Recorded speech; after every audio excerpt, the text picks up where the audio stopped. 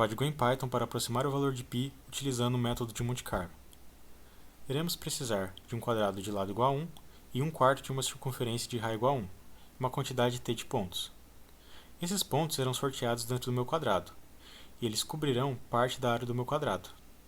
Se eu fizer então a razão entre o total de pontos dentro do meu 1/4 de circunferência sobre o total de pontos no meu quadrado, essa razão irá se aproximar da razão entre a área de 1/4 da minha circunferência pela área do meu quadrado, à medida que a quantidade de pontos aumenta.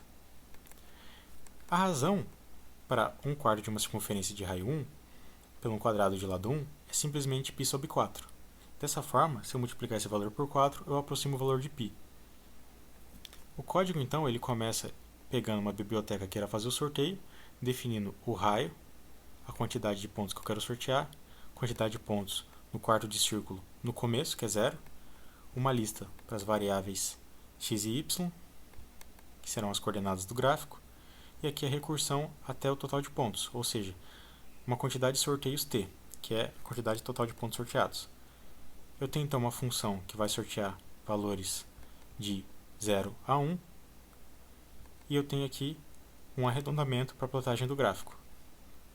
Se então o valor de x ao quadrado mais y ao quadrado for menor ou igual a 1, que é o raio do meu quarto de circunferência, eu somo 1 para o total de pontos dentro dela.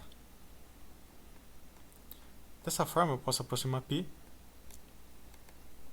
e eu vejo que de fato os pontos são sorteados, pois se eu fico voltando no código, o valor vai variando. E o meu gráfico também vai variando.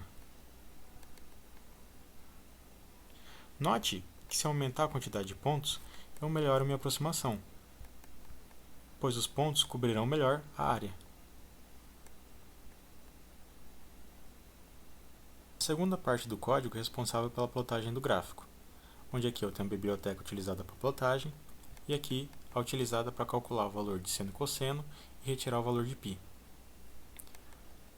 Eu tenho então no começo o tamanho do meu gráfico, nessa parte os pontos, e nessa parte as coordenadas associadas à circunferência.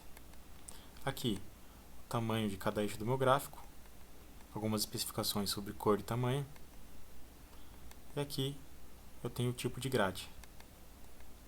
O total de sorteios, que aqui vai ser expresso nessa região utilizando esse comando, .format_t, e aqui alguns ajustes para que a razão seja de 1 para 1.